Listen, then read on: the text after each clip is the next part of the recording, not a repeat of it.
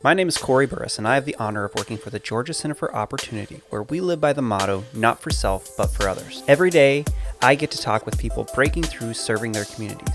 These are nonprofit leaders, local volunteers, and businesses. This is the Breakthrough Podcast. This week I'm joined by GCO's own Eric Cochling. Eric has been with GCO for decades and spearheaded the revolutionary project titled Hiring Well, Doing Good. Hiring Well, Doing Good tackles unemployment in a unique way, bringing the dignity that comes from work to the underserved in our communities. This week I am joined with Eric Cochling, who is my co-worker at the Georgia Center for Opportunity. And so we're going to talk a little bit about a project that we've had going on here at GCO for a while that I think is unique to organizations like ours. But first, Eric, thanks for jumping on the call with me. But tell me a little bit about because you've been at GCO for quite a few years. How long have you been at GCO, and what has your journey within GCO been like? I've been here about 12 and a half years, actually. Wow. And I was just thinking about it the other day. I've been working with GCO in some capacity, whether volunteer or as a donor or something like that, for over 21 years. So wow, it goes back a long way. Yeah. Well, one of the main areas that you are involved in now is kind of overseeing this project we call Hiring Well, Doing Good. And tell me a little bit about how we got into, well, actually, before we get into that, tell me what is Hiring Well, Doing Good? If you had to explain this to somebody, what does Hiring Well, Doing Good look like? So there are really two stories to the phrase or the title Hiring Well, Doing Good. One is where the name came from and what generated that. And I think that's an important piece of the story. And then really what it became, as a program. But initially, this goes back a ways and maybe gets into some of the background on Hiring Well, Doing Good and the program now. But years ago, we started doing work in the inner city of Atlanta, trying to do things like strengthen marriages, right? And we had a team, Joyce Whitted on our team, and some others were active in the inner city of Atlanta, trying to strengthen marriages. And the thing that started happening was that Joyce and others would come back and say, one, there aren't any marriages to strengthen in this community, unfortunately. Two, we need to do something about the criminal justice system, because every family is reporting to us that is a big hindrance to having healthy relationships within the family, because so many of largely it's the fathers experienced either jail or prison time. And the system was not preparing them to come back to their families. And instead created new habits in them that actually increased dysfunction in the family. And so that launched us at GCO down a path of looking at what we could do on criminal justice reform to help with the reentry system, as these men and women too are starting to come out of prison, and make sure that they are able to transition back into society in a productive way, in a healthier way. And that's how we sort of started down the path that ultimately led to Hiring Well, Doing Good. So as we sort of sought out reforms and did the work of creating reform ideas around prisoner reentry, the big thing that we settled on as being the thing that we could do something about quickly was the need to improve access to work and take down the barriers that keep folks coming back from prison from getting jobs and getting them fairly quickly. Things like not being able to get a driver's license or an ID prior to being released, or being excluded from getting vocational type licenses, for plumbing or electrical work, things like that a lot of the men, especially coming out of prison, those were the types of jobs that a lot of times they would gravitate to, So we did a bunch of work on the policy side, trying to impact that, and we had good success. And then as reforms were implemented either through legislation or by the governor, we basically said, well, how can we get the word out that these changes have been made? And this is all the way back starting in 2013, just to give you a sense of how long it's been. And we said, in a brainstorming session, we thought, well, let's host an event. That's the very least we can do. And we'll invite the nonprofit groups that we know that work with this population, the reentry nonprofits. And we'll invite business leaders too. And it'll give us a forum where we can explain the changes in the law to both groups of people, help them understand how they can, help this population get back into work.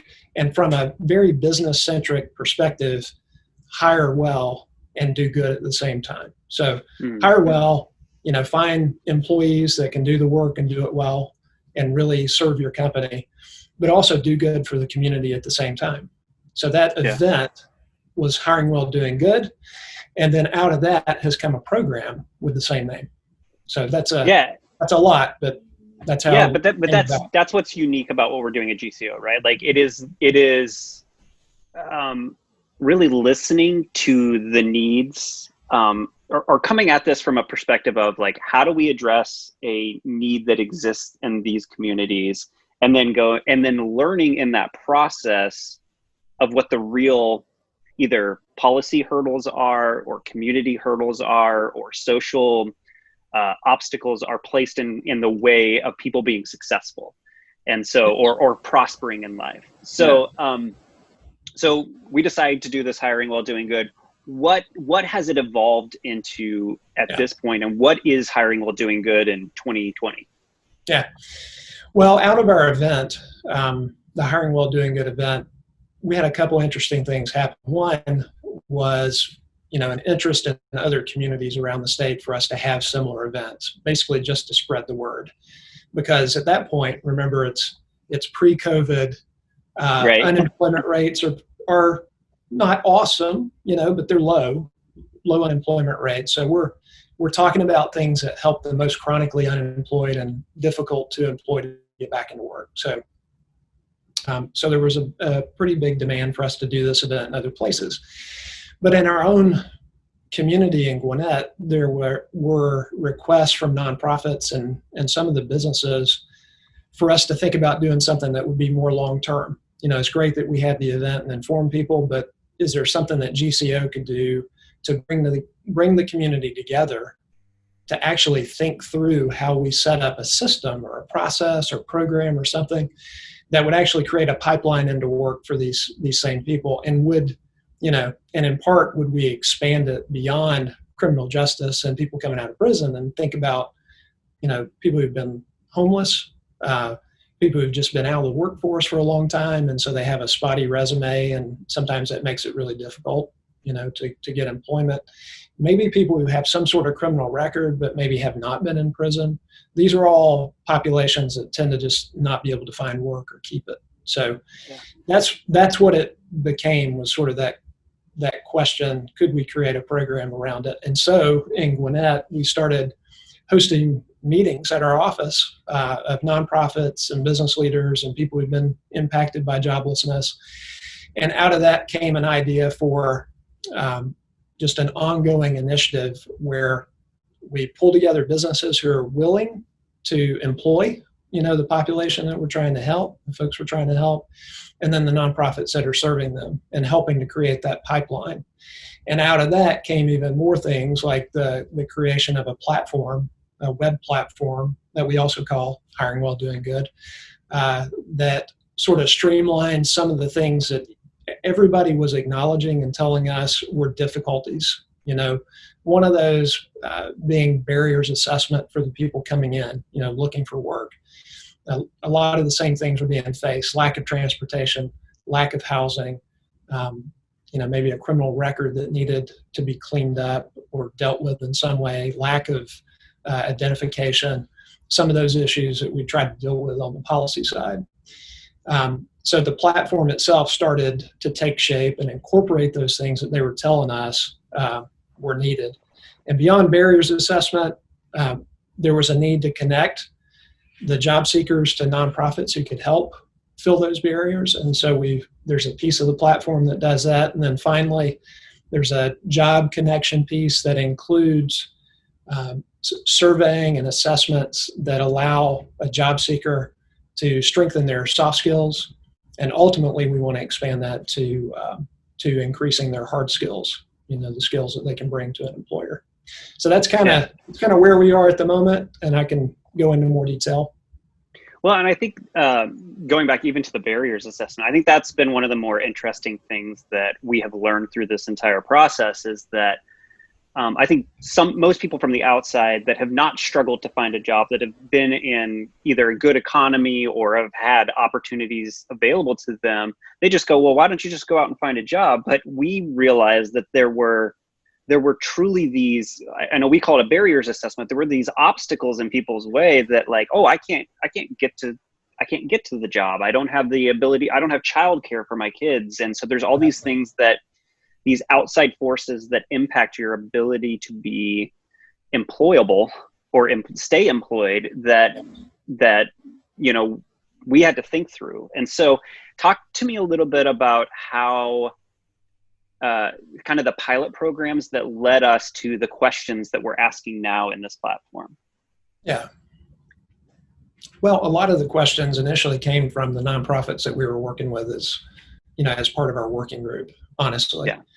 As we started thinking through if there was a web-based solution, to the issues that they were seeing, many of the questions just kind of bubbled up from what they see every day. So we've worked with food cooperative ministries, ministries that do housing, you name it. We've kind of had them as part of our working groups here at GCO. And so out of those groups' experience, honestly, that's where most of our questions have come from. Now, we've refined those over time just based on experience and additional learning, but it really came out of the things that they're seeing all the time. So, typical problems for the folks we're trying to help are they don't have access to stable housing. Or if they're in housing, they may be in extended stay hotels. Could be that they're renting, but they're always one paycheck away from being, evicted, something like that. That's always an issue. Transportation, major issue. Again, the criminal record, whether it is, was included a stay in prison or something like that, that is a massive barrier that we hear about constantly. And you brought up childcare. That's another one. And especially, as things have changed and the COVID shutdown has been in place, the access to childcare, kids being at home and it's not safe to take them anywhere, that's become a massive issue well beyond what it was even before. Yeah. So kind of walk through the user experience. You come into a platform, you sign up for an account, you put a little bit of information about yourself. What kind of things are users asked or walked through and given in that process? Yeah. Well, in the platform, you start out with just basic information so you can create an account. But beyond that, we start with barrier assessment type questions. Like we prepare them for the fact that we're going to ask, these questions that sometimes are uncomfortable. Do you have a criminal history? Well, people aren't eager to give that up, but we try to explain, and I think we do a pretty good job at this, that it's all about trying to help them overcome them. We're not trying to dig up dirt. We're here to try to help. So it's really those barrier questions that we've gone over. It's, do you have a criminal history? If you have children, do you have childcare? Do you have reliable transportation? What level of employment or what level of education have you achieved? Those types of things. And then once that's done, the system itself starts to pair that person with nonprofits that can help. So if they're looking for housing, maybe there's a local housing authority that has programming, and the ability to provide vouchers and other things that get you to a point where you're in stable housing.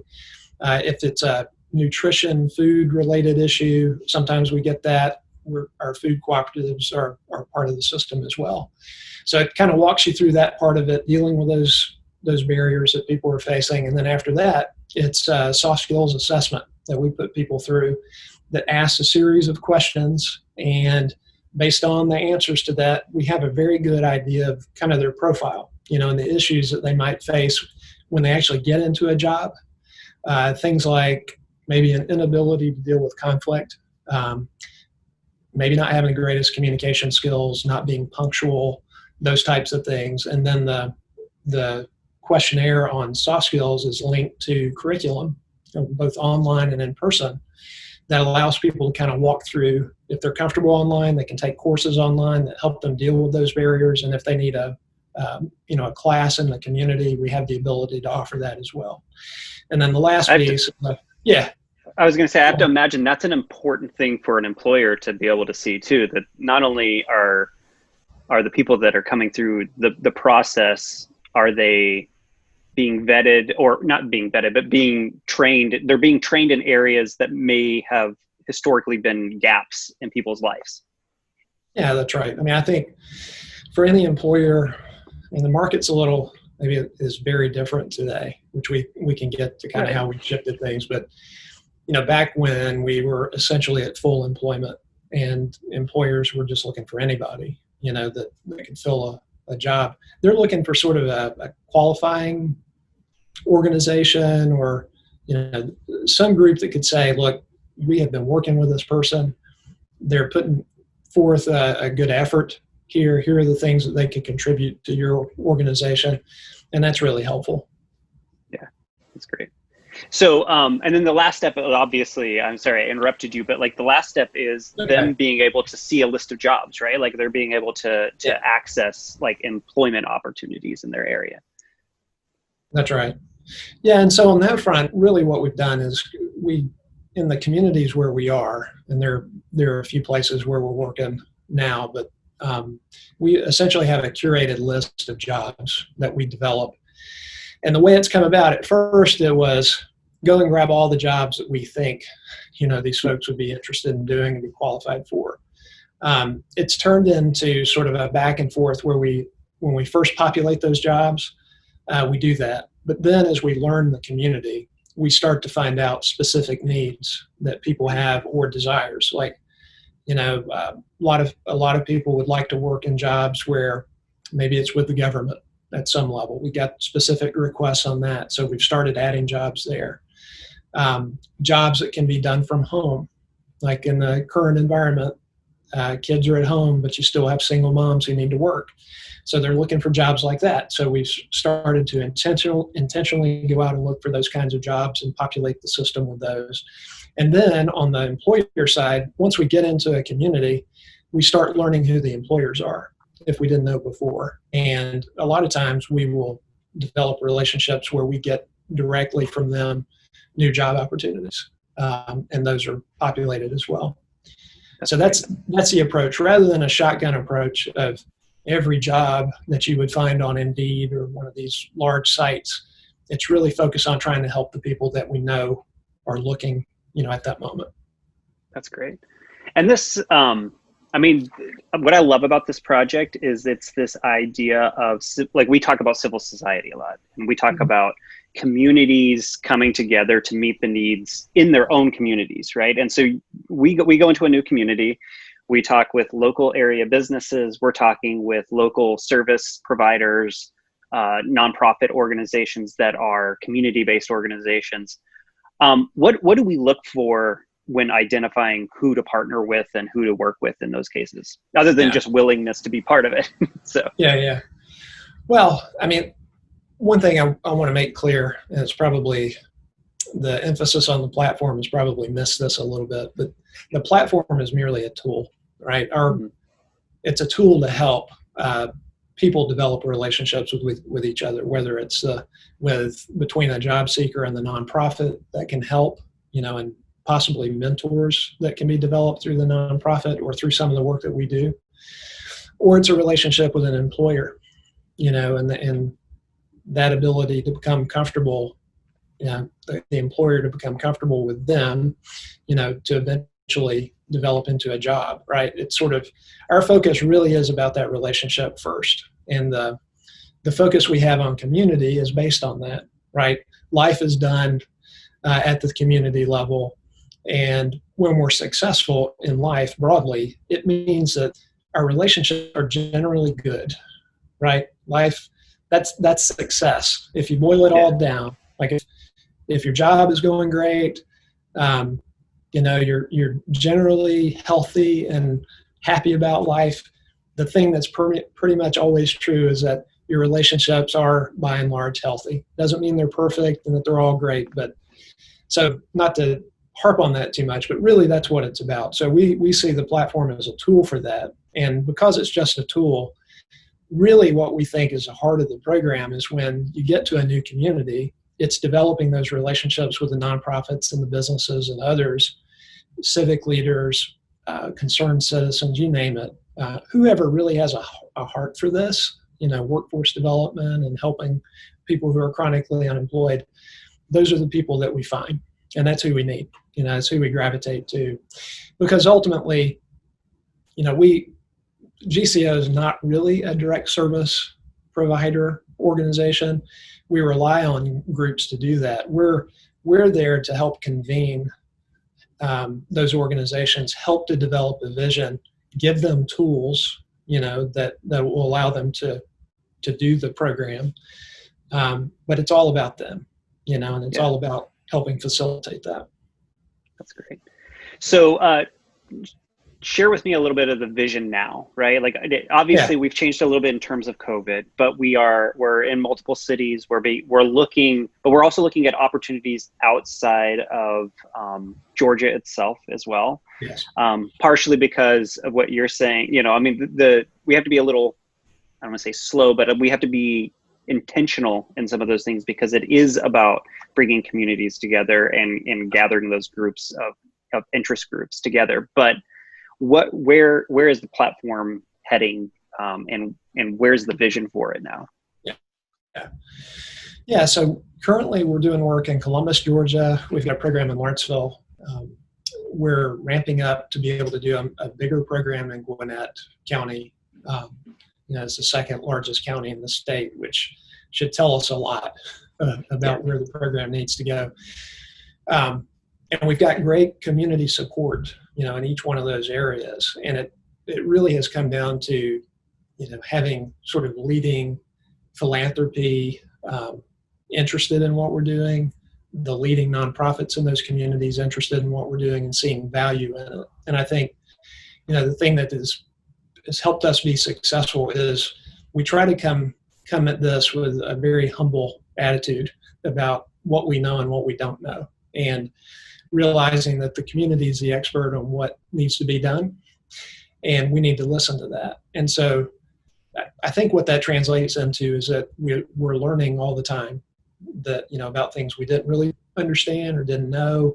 And with COVID and the economic issues that we've been having, like it's changed quite a bit about how we've approached things. I mean, to the point that when we first started this, we really saw it as a sort of a pretty fixed process. As we work with somebody seeking a job, we definitely have to do a barriers assessment. This is old thinking, right? We definitely have to do soft skills assessment and work them through a program of getting their soft skills shored up before we ever get to the search for jobs, right? Well, when you have, right now the official number for April was something like 11, almost 12% unemployment in Georgia, right. And we expect it to be something like 14% with the new numbers coming out. The thing that you really need is a job now. If you've lost your job, you need to be stable before a lot of these other things make any sense, or before you have breathing room to worry about developing soft skills or hard skills, So the thing that's made us do is sort of take the platform, break it into chunks, essentially, to say if somebody's currently in a job and they're wanting to go on and do soft skills work, then they'll have the ability to do that. But if it's the most common situation that we're seeing is that they just need a job, and then we'll talk about the other stuff, we've got the ability now to just do the job search. And that's the tack that we've really taken for Lawrenceville. It's kind of the direction we're heading for Columbus as well. With the rest of it, the training opportunities and all the rest of it's still there and accessible, but almost separate, so that people can start kind of at the point where they are. So that's one thing. The other thing that we've learned is that depending on the population that you're working with, and in Lawrenceville, we're working almost exclusively with people out of who are coming out of extended stay hotels, right? They need a lot of coaching. Not everybody, but there's a lot of coaching needed because a lot of times these are folks who have been in extended stay hotels for years, and it's not, month to month. This is day to day and week to week living. And they're not sure from one day to the next whether they're going to be there, Right. And it's, you're almost having to break a cycle of thinking and other things to get them in a better position, So the thing we've come to learn there is that we've got to have volunteers ready to be mentoring and coaching. So we've worked pretty hard to generate some great volunteers in Lawrenceville that are helping us work with the clients, because right now it's just me for Lawrenceville, and in Columbus we just have a program manager who's running it. So without volunteers, we wouldn't be able to do this. That's great. So one of the first of all, I love the concept that we spend a lot of time listening to the needs, because I think that the